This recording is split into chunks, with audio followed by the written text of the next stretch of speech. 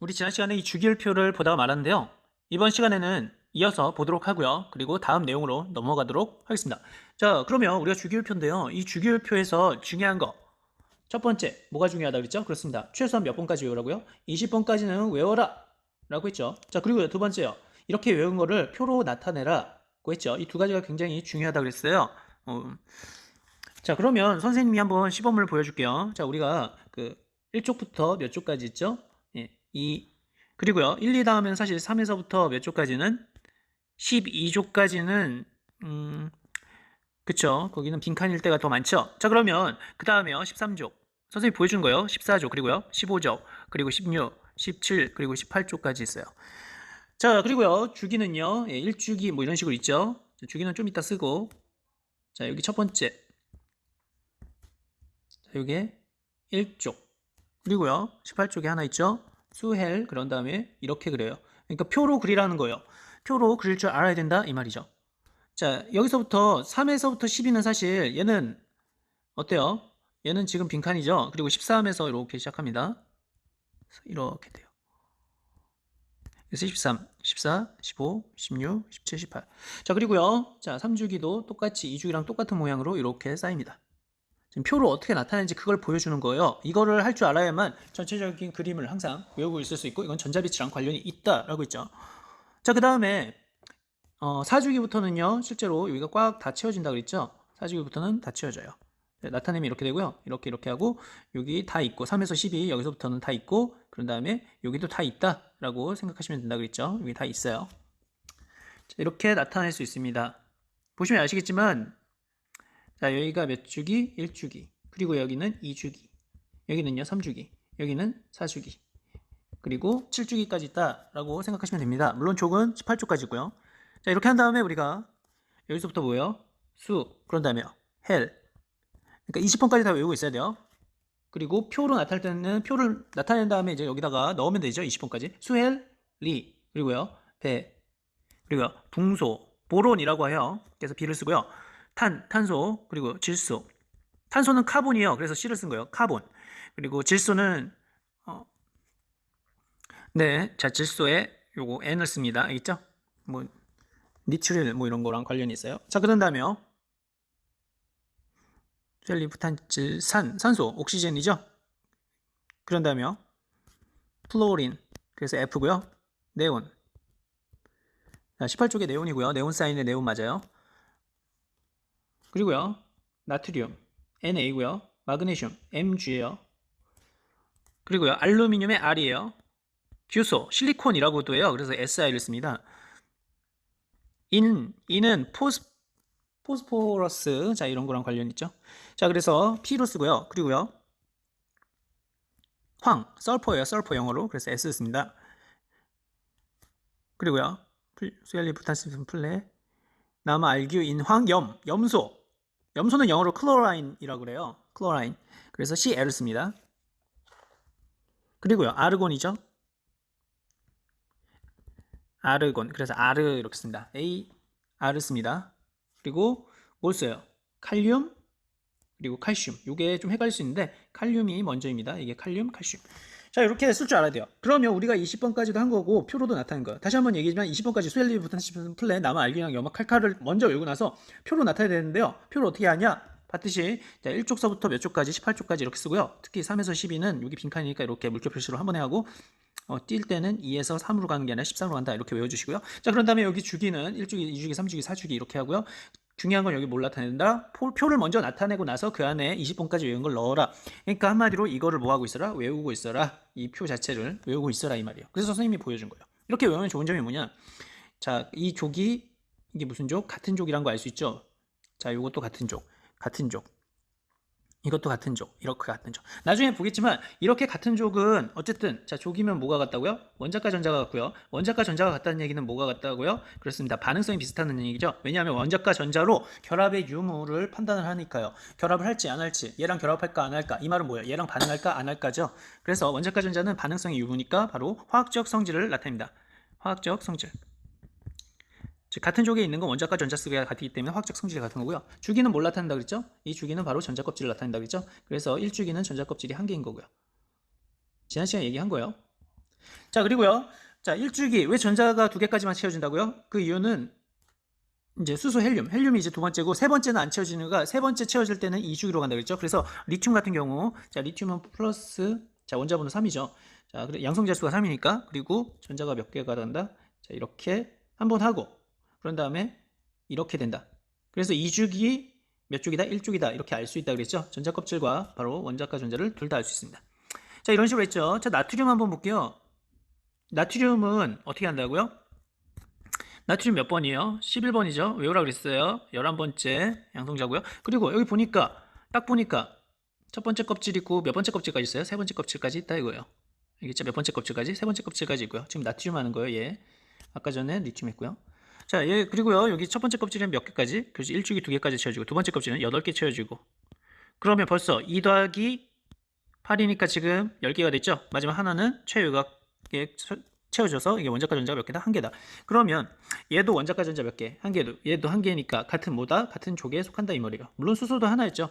칼륨 물어볼게요. 자, 칼륨은 어차피 나중에 볼 텐데 하는 방법을 알려주는 거예요. 자, 칼륨은 몇 번이에요? 19번이죠. 칼륨, 칼슘의 칼륨. 자, 19번 생각해 볼까요? 19번인데 얘는 여기 쓸 공간이 없네. 여기다 쓸게요. 여기다 쓸게요. 자, 19번인데 자, 지금 칼륨이요. 전자가 그러면 19개가 있다는 얘기죠. 양성자수가. 그러면 얘는 껍질이 몇 개요? 지금 사주기니까 몇 개요? 하나, 둘, 그리고요. 셋, 그리고요. 넷.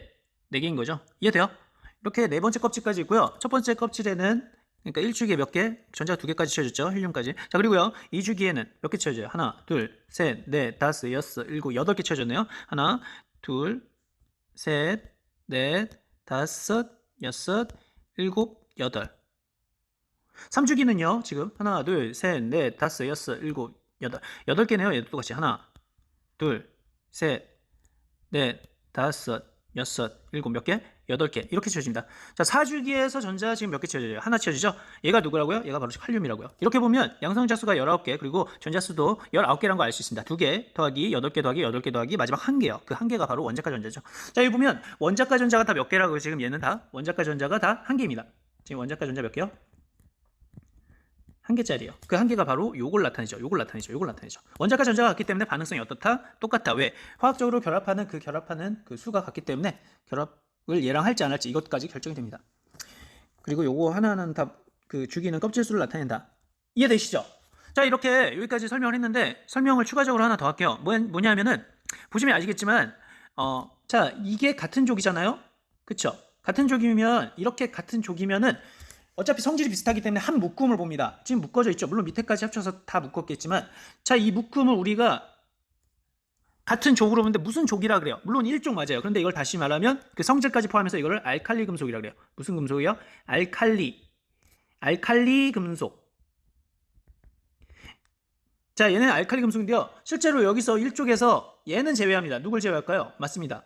바로 이 수소를 제외해요. 알칼리 금속은 실제로 얘네만이에요. 누구만? 얘네. 리튬, 나트륨, 칼륨, 그리고 밑에 있는 애들 이렇게 수소 제외요. 그러니까 알칼리 금속이라고 합니다. 수소는 금속이 아니니까요. 수소를 제외한 나머지 수소 아니에요. 수소 아니고 그 밑에 있는 1족. 수소 제외한 1족 원소는 다 알칼리 금속에 들어갑니다. 같은 족이기 때문에 성질이 비슷한데 수소는 예외적으로 성질이 좀 다른 면이 있어요. 그래서 수소를 제외한 거예요. 아무튼 어때요? 같은 족이면 성질이 거의 비슷하죠. 물론 예외상이 조금씩은 있지만요. 그래서 같은 족이면 성질이 비슷하다. 원자과 전자가 같기 때문에 이렇게 외워주시고요. 수소 제외하고는 알칼리 금속이라 한다. 이렇게 생각하시면 돼요. 자, 그러면 얘는 뭐라고 할까요? 얘도 이름이 있겠죠. 이거는 대학교에서 배운 건데 이거는 알칼리 토금속이라고 해요. 무슨 토금속? 알칼리 토금속. 그 이유에 대해서는 알려줄게요. 나중에. 자, 알칼리 토금속. 자, 그리고요. 뭐 다른 것도 이름이 있어요. 자, 그러면 물어볼게요.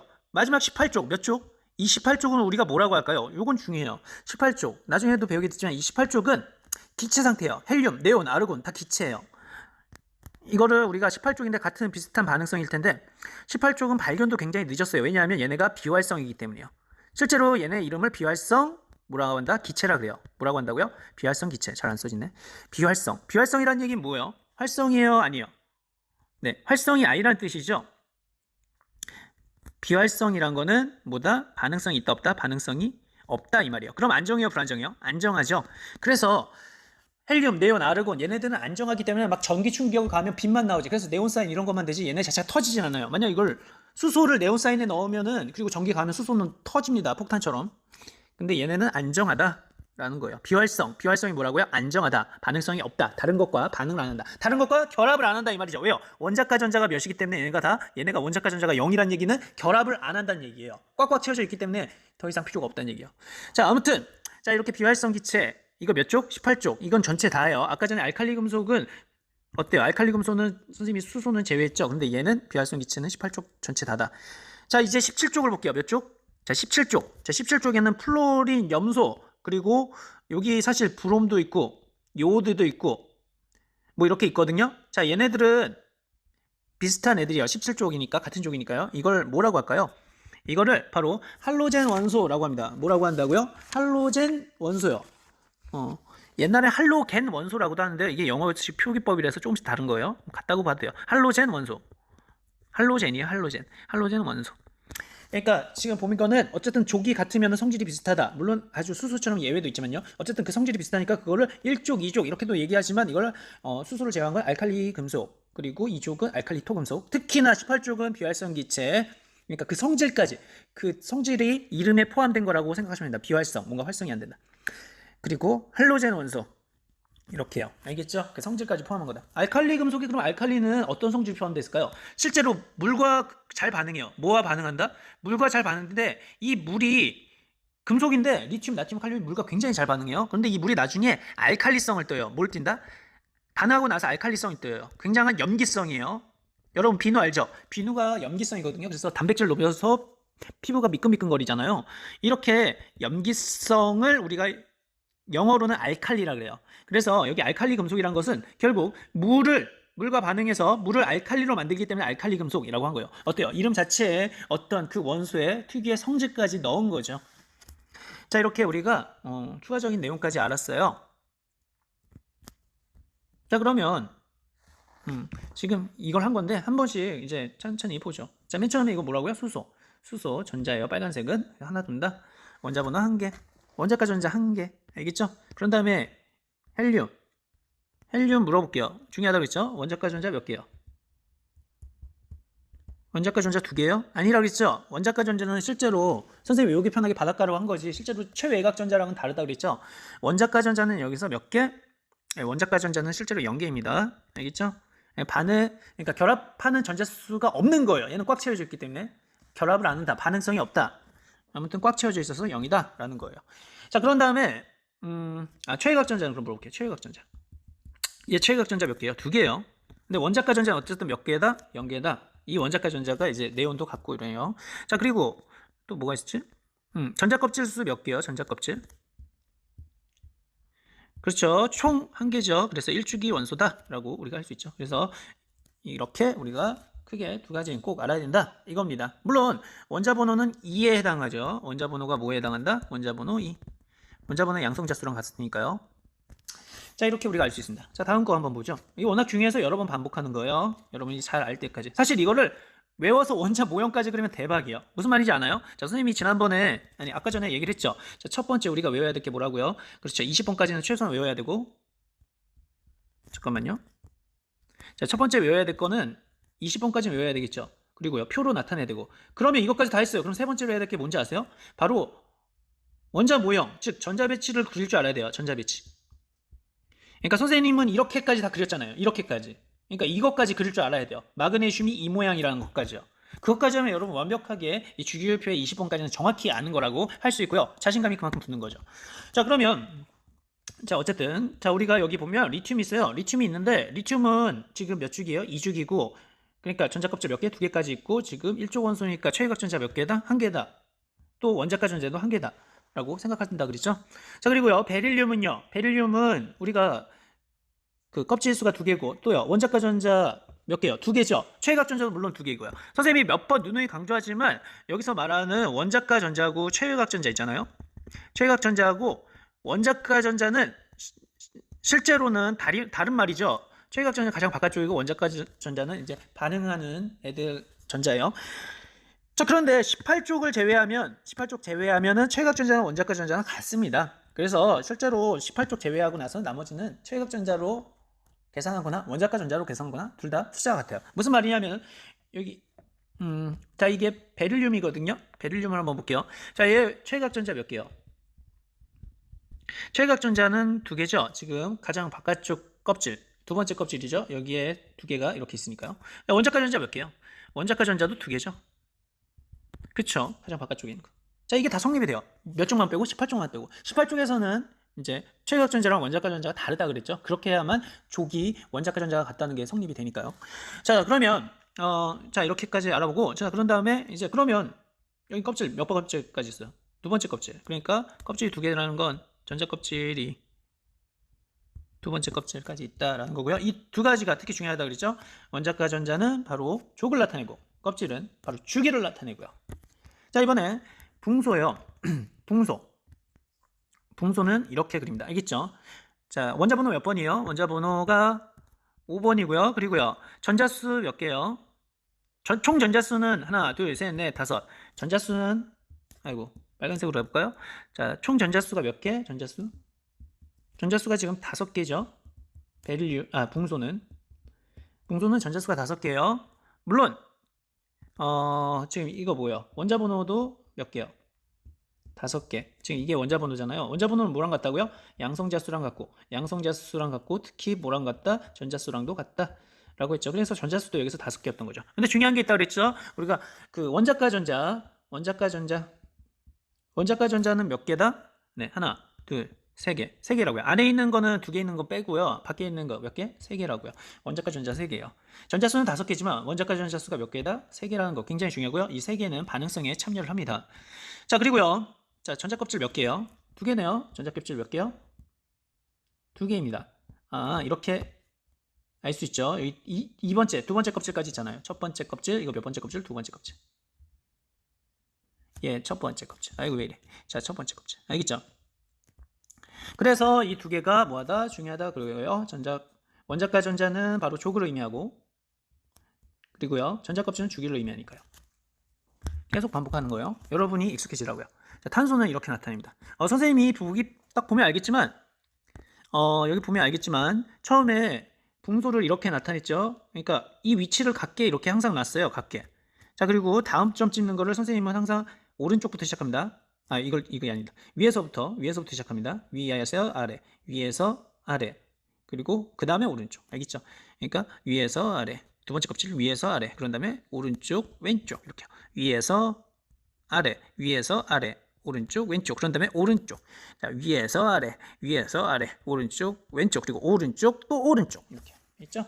그래서 선생님은 쓸 때 항상 위를 먼저 채우고요. 그런 다음에 아래를 채우고요. 그런 다음에 오른쪽을 채우고 오른쪽에 채워질 수 있다면 첫 번째는 뭐 오른쪽이 없네요. 위아래로 하면 2개니까 벌써. 자, 두 번째는 오른쪽 채워지고 오른쪽에 그런 다음에 왼쪽 뭐 이런 식으로 이 순서대로 보통 한다. 규칙성을 띠면은 보기가 편하더라고요. 이렇게 우리가 알 수가 있습니다. 자, 그러면 자, 여기 볼게요. 자, 한번 자, 원자 번호 물어볼게요. 원자 번호 얘 몇 번이에요? 5번. 자, 얘는요? 6번. 얘는요? 7번. 얘는 8번. 그래서 원자 번호를 뜨면 5, 6, 7, 8이고요. 물론 얘는 무슨 수랑 같다? 전자수랑도 같네요. 전자수는 얘 5개, 얘 6개, 얘 7개, 얘 8개인 거죠. 원자 번호랑 전자수랑 같고 또 뭐랑 같다고요? 양성자수랑 같다 그랬죠? 원자 번호는 양성자수랑 같다. 그렇죠? 그러니까 우리가 이걸 계속 반복을 하는 거예요. 과학은요, 어떤 개념을 딱 알면요, 그걸 통합을 시켜야 돼요. 그러려면 반복적인 게 필요하고 큰 그림을 그래서 볼 수가 있는 거죠. 그래서 선생님이 여러 번 반복하는 거예요. 이게 사실 문제집 푸는 것보다 더 중요해요. 자, 그러면 여기 이렇게 하고 그런 다음에 뭐가 있다고요? 그렇죠? 뭐예요? 그 다음에 전자 껍질이죠. 네, 전자 껍질이 아니라 원자가 전자. 원자가 전자에 몇 개요? 하나, 둘, 세 개. 얘는요? 하나, 둘, 셋, 네 개. 자, 얘는요? 하나, 둘, 셋, 넷, 5개. 얘는요? 하나, 둘, 셋, 넷, 6개. 오케이, 알겠어요? 이게 원자가 전자고요. 그 다음에 원자가 전자 다음이 뭐요? 전자 껍질 얘 몇 개요? 2개죠. 얘는요? 2개죠. 얘는요? 2개죠. 얘 2개죠. 왜요? 전자 껍질은 다 같네요. 같은 주기 있죠? 몇 주기? 2주기 있네요. 이렇게 우리가 알 수가 있다고요. 특히 여기서 그 주기를 펴서 중요한 건 이 두 가지가, 아이고 잔량이 없네. 자, 이 두 가지가 중요해요. 알겠죠? 자, 이렇게 우리가 알 수가 있습니다. 자, 이런 식으로 선생님이 다 했어요. 여기 플로린도 있고, 자, 여기 네온을 볼게요. 그러니까 네온 안에, 네온은 이제 비활성 기체인데요. 18쪽이죠. 자, 네온 바깥쪽에 최외곽 전자 몇 개요? 8개네요. 최외곽 전자 몇 개? 8개. 아, 최외곽 전자가 8개래. 그러면 안 되죠? 선생님 조심하라겠죠? 최외곽 전자 8개 맞는데? 미안해요. 최외곽 전자는, 선생님 흥분해가지고. 자, 8개가 맞고요. 중요한 건 원자가 전자 있죠? 원자가 전자가 몇 개요? 0개죠? 이 원자가 전자가 중요하다고요.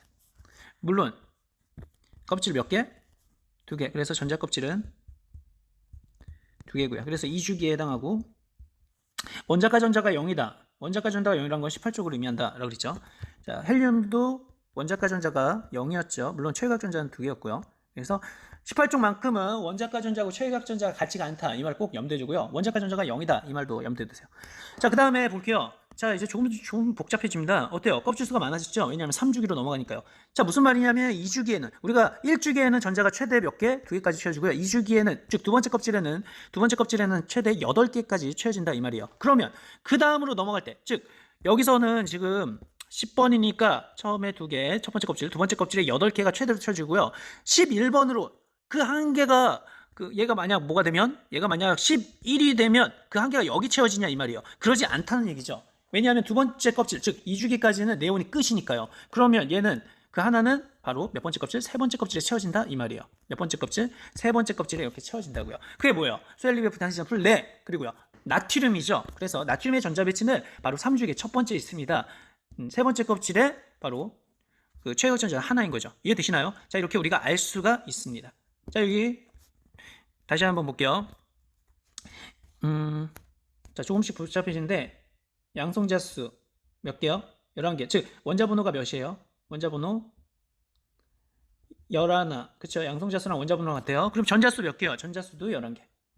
총 전자수가 11개요. 자, 그런데 여기서 원자가 전자, 최외곽 전자 해도 되는데, 자, 원자가 전자라고 할게요. 원자가 전자 몇 개요? 네, 여기 있네요. 하나 나죠, 하나. 그쵸? 그러면요, 전자 껍질. 무슨 껍질? 전자 껍질. 자, 전자 껍질 몇 개요? 하나, 첫 번째, 두 번째, 세 번째 껍질까지 있네요. 세 번째 껍질.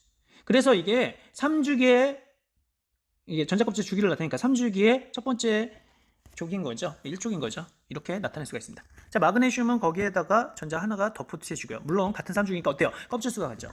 이해되시나요? 자, 전체적인 그림을 한 번 더 얘기를 할게요. 자, 여기 보면 색깔을 파란색으로 할게요. 자, 여기 보면 1주기에는 몇 번째 껍질까지 있고, 파란색이 아니라 아까 껍질을 노란색으로 했죠. 자, 1주기에는 첫 번째 껍질만 이렇게 있고, 자, 첫 번째 껍질 최대 2개까지 있기 때문에 1주기의 라인에 최대 2개만 들어간다 라고 하고요. 자, 2주기에는 전자 껍질 몇 개까지다? 2개까지다. 그래서 여기 있는 거 다 2개인 거예요. 알겠죠? 그리고 2주기에 최대 몇 개까지 들어간다? 8개. 그래서 원소의 개수가 몇 개인 거예요? 하나, 둘, 셋, 넷, 다섯, 여섯, 일곱, 여덟. 그래서 전자 껍질, 두 번째 껍질에 전자가 8개까지 채워지는 거랑 맞아 떨어지죠. 자, 세 번째 주기, 3주기, 나트륨 첫 번째 있는데요. 3주기니까 껍질이 몇 개겠어요? 예, 3개겠죠. 하나, 둘, 3개요. 자, 그리고 3주기에 있는 원소들은 다 3개까지만 다 되겠죠. 4주기에는 몇 개겠어요? 4개겠죠? 이렇게 할 수 있다고요. 이해되나요? 자, 그래서 주기는 껍질을 나타낸다. 전체적으로 보니까 어때요? 그림이 더 잘 보이죠? 자, 이렇게 볼 줄 알아야 돼요. 자, 그러면 이번에는 족을 한번 볼게요. 족. 자, 이게 몇 족? 1족이요. 1족이면 원자가 전자, 예, 1개. 얘도 몇 개요? 1개. 얘도 몇 개요? 1개. 얘도 몇 개요? 1개. 어때요? 족이니까 원자가 전자를 나타내는데 같은 족이면 원자가 전자가 어떻다? 같다는 걸 알 수 있죠. 자, 이족을 한번 볼게요. 이족은 베릴륨, 그리고 마그네슘, 칼슘 이게 있는데요. 선생님은 여러분은 이제 가로로만 외우잖아요. 선생님은 화학 교육과를 나왔거든요. 그러니까 선생님은 세로가 되게 중요해요. 왜 세로가 중요하죠? 세로는 같은 족이잖아요. 그래서 선생님은 세로를 외워요. 예를 들면 이제 아까 전에 얘기했듯이 얘가 이제 수소를 제외하고는 나머지가 알칼리 금속을 했잖아요. 이거 외웠어요. 예. 수소, 리튬, 나트륨, 칼륨, 수리나카 루세프 뭐 이렇게 있어요. 수리나카 루세프 이런 식으로 족을 선생님 여러분은 가로만 20번 외우잖아요. 선생님은 화학이기 때문에 화학을 중요시하는 건 족이 되게 중요하거든요. 네, 선생님은 족을 이렇게 외워요. 수리나카 루세프, 수소, 리튬, 나트륨, 그리고요 수리나카, 칼륨, 루비듐, 세슘 뭐 이렇게 루비듐, 세슘 뭐 이런 식으로 외워요. 자, 프랑슘 이렇게요. 자, 그리고요. 자, 베마카스 바라 이것도 선생님이 외웠어요. 선생님이 이제 화학과니까 이런 걸 다 외워요. 맞죠? 되게 전문적이죠? 자, 그런 다음에 이런 것도 다 외웠어요. 가로도 외우고 세로도 외우고. 왜냐하면 세로가 성질 비슷해서. 아까 전에 얘기했죠. 요거 비활성 기체잖아요. 비활성 기체 같은 조. 그러면 헬륨, 네온, 아르곤 뭐 이런 식으로 가요. 뭐 크립톤 뭐 이런 거 있어요. 자, 그리고요. 여기는 이거 중요하다 그랬죠. 얘는 17쪽이죠. 17쪽에 전부 다를 뭐란다? 할로젠 원소라 그래요. 할로젠 원소. 할로젠 원소. 자, 할로젠 원소. 자, 풀, 염. 그런 다음에 뭘까요? 브롬이에요. 브롬. 그리고 요오드. 그리고 뭐 훈련 부여와 뭐 이런 식으로 외워요. 알겠죠? 여러분은 뭐 이런 것까지 모를 수도 있는데 하여튼 이제 화학을 하다 보면 이 족이 되게 중요하다. 왜? 성질이 비슷하니까. 그래서 그렇게 족끼리도 이렇게 외운다. 우리처럼 가르고 아니라. 참고로 알아두세요. 자, 그러면 이렇게 우리가 했고요. 재밌지 않아요, 화학? 이 표만 봐도 우리가 원소에 대한 대부분의 그 원소 내부까지 볼 수가 있다고요. 엄청나지 않아요? 그리고 그 내부가 원소의 그 족과 주기가 바로 원소의 각각 원자과 전자와 전자 껍질과 관련성이 있다고요. 엄청나네요. 자, 이렇게 계속 반복하네요. 자, 이렇게 했어요. 자, 마지막 하나만 보고 이제 끝낼게요. 자, 여기 보면 칼륨과 칼슘이 있는데요. 어때요? 그렇죠. 4개가 있고, 그리고 얘는 원자과 전자 1개, 얘는 2개요. 요거 비활성 기체, 예, 아르곤은 원자과 전자 몇 개라고요? 아르곤 비활성 기체니까 0개. 물론 최각 전자는 8개지만요. 원자과 전자는 0개다 라고 생각하시면 됩니다. 자, 이렇게 우리가 다양하게 봤어요. 워낙 중요하기 때문에 여러분 꼭. 자, 그러면 이제 요거 별표입니다. 중요해요. 자, 이게 뭐에 대한 거냐? 아, 그러면 왜 반응이 일어나는가? 반응이 일어나는가? 혹은 왜 원자과 전자가 같으면 같은 또는 비슷한 반응성을 띠는가?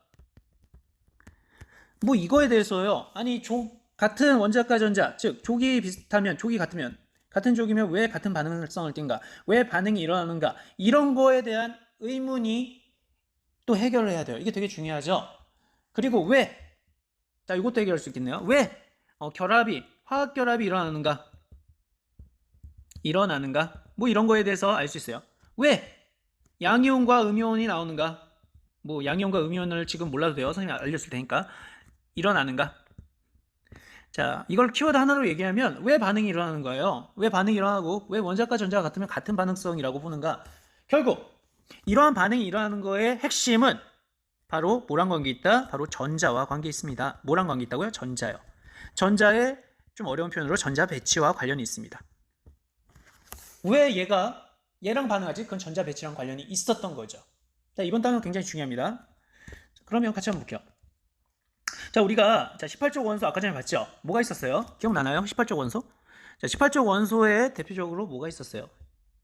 네, 헬륨이 있었고요. 그리고요, 네온, 그리고요, 아르곤, 뭐 이런 식으로 쭉 간다고 했죠.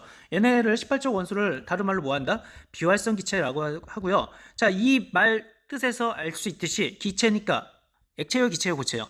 기체 상태라는 거 알 수 있고요. 또 비활성이니까 기체라는 거 알 수 있고 비활성이니까 뭐다? 반응성이 있다 없다? 반응성이 없다. 즉 안정하다. 이걸 알 수가 있다고요. 알겠죠?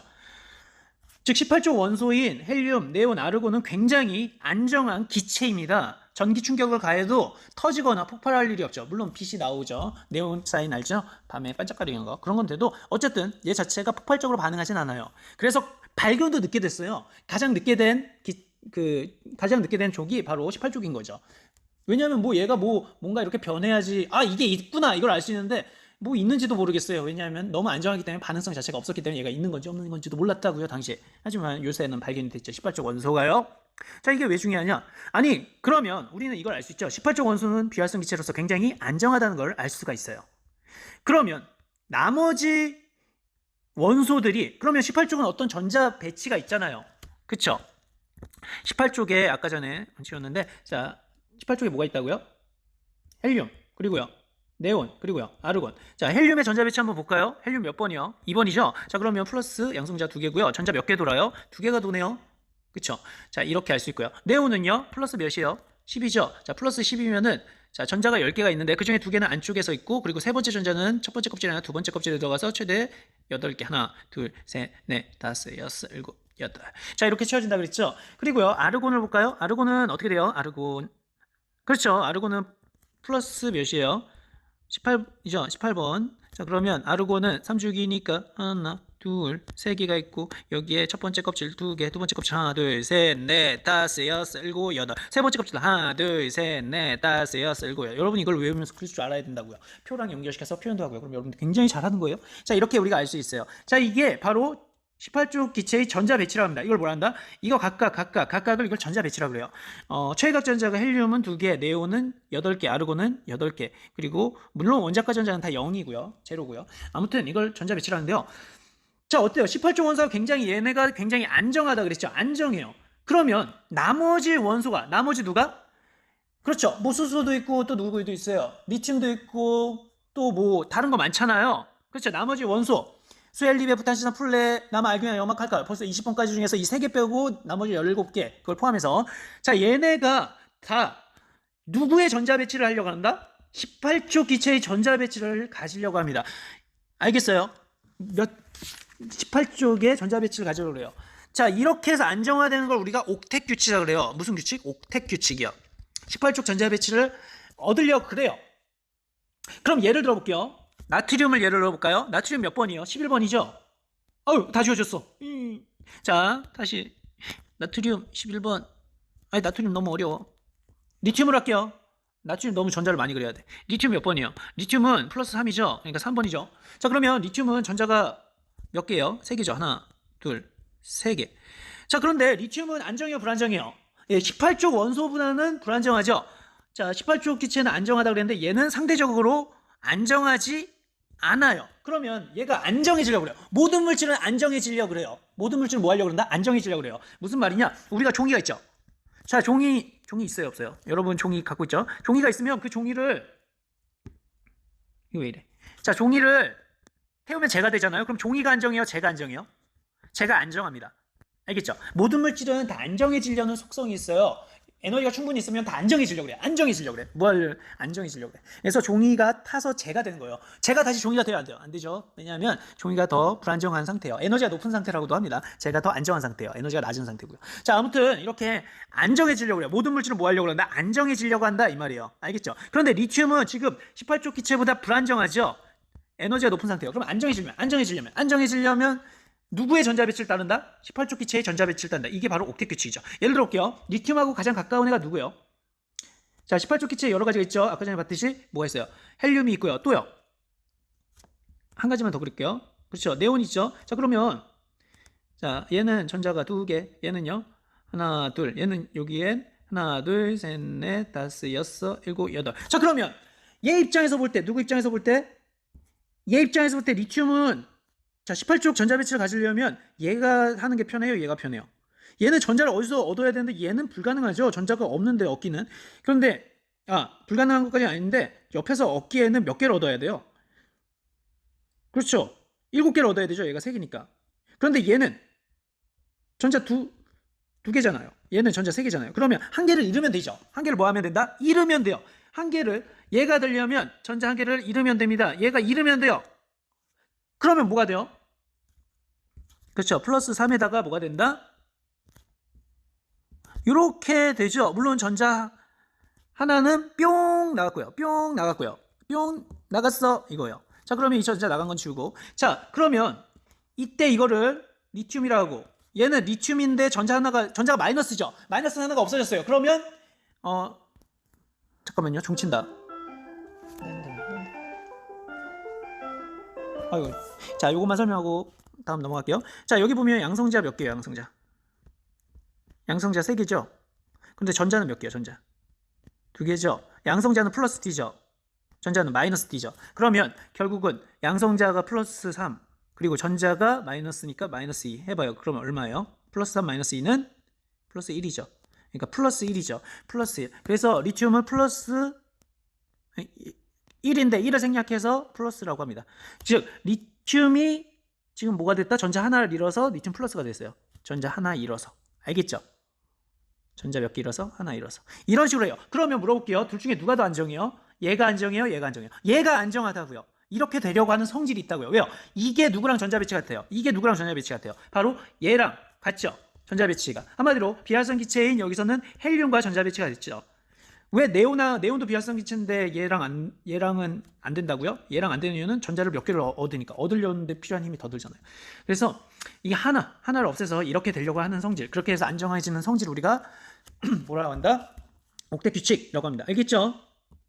지금은 선생님이 이 중에서 그랬어요. 양이온이 되는 거 있죠? 왜냐하면 리튬이 전자 하나에 이르면 리튬 왜 안 나와? 리튬 플러스가 되니까 이 양이온이 됐죠. 그런데 음이온이 될 때도 있어요. 전자를 오히려 얻어서 비활성 기체가 되는 거죠. 자, 이렇게 이온은 양이온과 음이온이 있는 거예요. 알겠죠? 뭐 예를 들어줘 말아요. 자, 플로린 있죠. 플로린 음이온의 대표적으로 플로린이 있는데, 자, 플로린은 쇠, 리베, 부탄, 질산, 풀. 자, 9번이거든요. 원자번호 몇 번? 네, 9번입니다. 자, 그러면 플러스 9고요. 자, 그러면 전자가 몇 개예요? 하나, 둘, 그리고요. 하나, 둘, 셋, 넷, 다섯, 여섯, 일곱 개입니다. 그러면 지금 2개, 7개니까 9개 맞죠? 이게 플로린이에요. 자, 그러면 얘는 비활성 기체보다 불안정하죠? 네온 있죠, 네온. 네온은 몇 번이에요? 네, 플러스 10번이죠. 그럼 얘는 전자가 어떻게 돌아요? 하나, 둘, 그리고요, 여기에 몇 개 돌아요? 하나, 둘, 셋, 넷, 다섯, 여섯, 일곱, 여덟. 그러면 이 플로린이 안정해요? 네온이 안정해요? 네온이 안정하죠? 이 비활성 기체가 안정하죠? 그래서 이 전자 배치를 플로린이 플러스 9인데 이제 얘가 플러스 9인 건 똑같아요. 그런데 얘가 전자가 하나, 둘, 셋, 넷, 다섯, 여섯, 일곱, 여덟, 아홉이면 얘는 전자 하나를 얻어서 하나, 둘, 그리고요, 셋, 넷, 다섯, 여섯, 일곱, 여덟, 아홉, 10개가 된다고요. 자, 이렇게 전자수가 10개가 돼서 아까 전에 전자수 9개에서 10개가 됩니다. 그래서 여기 마이너스가 하나 더 붙은 거고요. 자, 이렇게 되는 과정. 이 10개가 네온과 같아서 비활성 기체의 전자 배치를 갖죠. 자, 얘는 오히려 전자를 하나 얻는 게 더 낫다고요. 안 그러면 얘가 헬륨이 되려면 전자를 바깥 전자 7개를 버려야 되는데 차라리 하나를 얻어서 헬륨이 아니라 네온이 되는 게 낫죠. 네온하고 같은 전자 배치를 갖는 겁니다. 이렇게 보시면 알겠지만 이렇게 지금 이온이 양이온이 되는 이유와 음이온이 되는 이유 다 비활성 기체의 전자 배치를 만족하기 위해서고요. 나중에 배우게 되지만 화학 결합이라는 게 있어요. 화학 결합이 이온 결합이 있고 이렇게 이온이 된 게 플러스랑 마이너스는 서로 결합을 할 거 아니에요. 이게 이온 결합이고 공유 결합은 뭘까요? 공유니까 뭐예요? 공유니까 전자를 서로 공유합니다. 전자를 뭐 한다? 공유해요. 그게 공유 결합이에요. 알겠죠? 그리고 금속 결합이라는 게 있어요. 금속 결합. 요거에 대해서 알 수가 있는 거죠. 다 어디에 들어간다? 바로 18조 기체의 전자 배치와 관련이 있는 거죠. 그래서 이 18조 기체의 전자 배치를 만족하려고 양이온과 음이온이 되고 또 화학 결합도 일어나고 이렇게 되는 거예요. 알겠죠? 그리고 18조 기체의 전자 배치를 만족해서 왜 그걸 만족하는 게 중요하다? 이게 가장 어떠니까? 안정하니까. 이게 가장 뭐하니까? 안정하니까. 모든 물질은 안정해지려고 하는데 다시 한번 말하면 안정해지는데 가장 안정해가 비활성 기체고 그 전자 배치가 18조니까 모든 18조 기체가 아닌 다른 원소조차도 18조 기체의 최소한 전자수를 만족하려고 그래요. 그래야지만 안정해지니까. 그래야만 안정해지니까. 그래서 다시 한번 말하지만 모든 물질은 뭐 하려고 한다? 안정해지려고 한다. 근데 원소 입장에서는 그 18조 기체를 만족하는 거다. 즉 전자 배치를 만족하는 거다. 그래서 우리가 화학적인 반응이라고 그런 결합이 일어난다 이거예요. 알겠죠? 자, 그럼 우리가 맨 처음에 봤던 그 물질의 규칙성에서 처음 한눈의 단원 파악 이것이 핵심 이 부분을 다시 한번 볼게요. 자, 주기율표는 바로 이런 걸 주기율표라 한다고 그랬죠. 그래서 족은 주기율표의 세로줄. 와, 이제 이해가 되네요. 그렇죠? 그리고요, 주기는 주기율표의 가로줄이에요. 자, 그리고요, 족은 몇 번까지 있다고요? 맞아요, 18번까지 있고요. 그리고요, 가로줄은요, 네, 7번까지 있습니다. 그리고 각각 족들을 우리가 다른 말로도 표현할 수 있다라고 했죠. 여기 보면 1쪽에서 수소를 제한 나머지 여기 표시가 이렇게 돼 있죠. 자, 얘를 뭐라 한다? 바로 알칼리 금속이라고 해요. 수소를 제외한 1쪽 원소라고 하고요. 플러스 1 양이온이 되기 쉬워요. 자, 이거를 잠깐만 설명할게요. 자, 우리 지난번에 아까 전에 봤던 대로 왜 플러스 1 양이온이 되기 쉬울까요? 플러스 1이 왜 되기 쉬워요? 자, 그 이유는 리튬하고 가장 가까운 비활성 기체가 누구예요? 맞습니다. 리튬하고 가장 가까운 비활성 기체는 바로 얘죠. 이건 무슨 기체? 비활성 기체. 비활성 기체. 비활성 기체. 18조 원소. 다른 원소 반응하지 않아요. 안정이요. 자, 그래서 리튬과 가장 가까운 애가 헬륨이에요, 네온이에요? 맞아요. 바로 얘죠. 헬륨. 그렇기 때문에 헬륨이 가장 가깝기 때문에 헬륨의 비활성 기체를 만족하려고 그래요. 그러면 전자가 얘는 2개인데 얘는 몇 개요? 3개죠. 그러면 2개가 되려면 전자 하나를 어떻게 해야 된다? 잃어버려야 된다. 그 말은 다시 말하면 리튬이 뭐가 된다? 리튬 플러스가 된다 이 말이에요. 전자 하나를 잃어서요. 그쵸? 아까 전에 했었죠. 플러스 3인 건 똑같은데 전자가 첫 번째 껍질에 2개, 두 번째 껍질에 하나. 이건데 헬륨하고 같아야 되니까 헬륨이 뭐였어요? 너무 중요하니까 선생님이 반복하는데요. 헬륨은 이거였죠. 이게 뭐라고요? 헬륨. 얘랑 전자비치를 갖게 해야 되니까 이 비활성 기체랑. 그러니까 전자 하나를 버리고 이렇게 아이고 뭐야 이거. 자, 전자 하나를 버리고 이렇게 된다 이 말이죠. 알겠죠? 그 전자 하나를 버려요. 자, 그래서 이렇게 된다 이 말이에요. 이게 더 어떠니까? 안 좋으니까 얘 2개 듯이 얘도 몇 개가 돼요? 2개가 돼요. 대신 양성자 수는 3개니까 전자만 2개로 됐으니까 얘는 플러스나 마찬가지인 거죠. 전자만 하나 뺐기 때문에요. 양성자는 변함이 없어요. 원자번호는 변함이 없다고요. 자, 그래서 얘가 플러스 1. 자, 그러면 두 번째 한번 볼까요? 자, 나트륨도 왜 플러스 1이에요? 그 이유는 나트륨과 가장 가까운 애가 누구예요? 얘. 바로 네온이죠. 그러면 나트륨은 몇 번? 11번이고 네온은 10번이니까 전자를 하나 잃어버려야겠죠. 그래서 플러스가 되는 거예요. 자, 그렇게 얘기해도 되고요. 그리고 어때요? 리튬이 헬륨과 같아지면서 껍질이 하나가 어떻게 됐어요? 없어졌죠. 그래서 이렇게 됐다. 나트륨은 원래 3죽이죠. 나트륨은 세 번째 껍질까지 있는데 전자 하나가 없어지면서 껍질이 2개처럼 돼서 네온과 같아졌다. 마치 리튬이 2개에서 전자 하나 잃으면서 껍질도 하나 없어지면서 2개가 됐대죠. 네. 맞죠? 2개가 하나가 됐대죠. 껍질이. 자, 그러면 칼륨 볼게요. 칼륨은 뭐가 된다? 다 플러스. 결국 리튬도 플러스가 되기 쉽고 나트륨도 플러스. 칼륨은 누구 따라? 네, 아르곤 따라서 아르곤이 18이니까 칼륨은 19니까 전자 하나 잃어서 칼륨 플러스가 되는 거예요. 여기 있는 거 다 루비디움, 세슘 다 뭐다? 플러스다 이거예요. 프랑슘도 플러스다. 자, 이렇게 어때요? 다 양이온이 되고 다 플러스가 되는 이유는 바로 비활성 기체의 전자비치를 따라서. 그래서 원자과 전자가 중요하다 이거죠. 같은 원자과 전자면 전자를 빼내는 게 혹은 얻는 게 같을 테니까요. 그래서 다 플러스 1을 나타낸다 이 말입니다. 알겠죠? 그래서 반응성도 같은 거예요. 이제 이해가 되죠? 원자과 전자가 같으면 나가는 것도 혹은 들어오는 전자수도 같고 그렇다는 얘기는 반응성이 같다는 얘기죠. 추가적으로 다른 거 한번 해볼게요.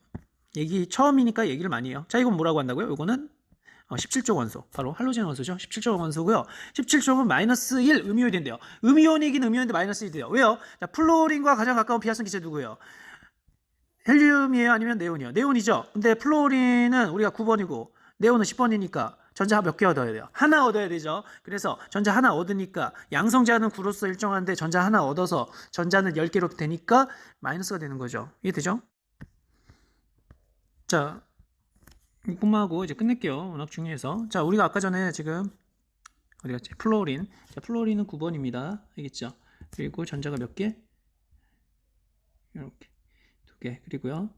하나, 둘, 셋, 넷, 다섯, 여섯, 일곱. 그리고 안에 2개. 그러니까 이게 누구라고요? 플로린이요. 근데 네온과 같아지려고요. 그럼 네온은 전자가 10개죠. 그러니까 얘가 플러스 9인 건 똑같고 안에 전자가 몇 개? 2개. 바깥에는 이제 7개가 아니라 몇 개가 된다? 8개로 꽉 채워지는 거죠. 그러면 얘일 때는 양성자수하고 전자수가 각각 9개로서 그러니까 합치면 0이 되니까 얘는 중성인 거잖아요. 그런데 여기서는 전자를 하나 얻었으니까 어떻게 된다? F-가 된다 이 말이죠. 이해되죠? 전자를 하나 얻었다. 왜 전자를 하나 얻었다고요? 왜 전자 하나 얻었다고요? 왜냐하면 그래야지 비활성 기체인 네온과 전자수가 10개로서 동일하니까 그렇죠. 자, 이렇게 F는 F-가 되고요. 그렇죠? 좀 진하게 쓸까요? F는 뭐가 되고 F-로 되려고 그러고 또요. 그리고요.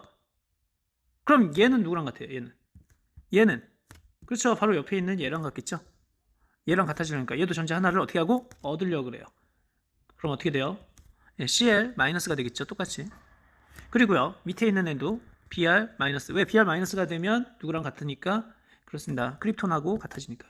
이렇게 바로 옆에 있는 애랑 바로 옆에 있는 이 비활성 기체의 전자비치를 만족하려는데 가까운 애니까 얘는 얻어서. 아까 얘는 어떻게 해서? 얘는 잃어서. 그래서 얘는 Na 플러스 이런 식으로 플러스가 되는 거고 K 플러스처럼 얘는 오히려 얻어야지만 가까워지기 때문에 얘는 마이너스가 되는 것입니다. 다 마이너스예요.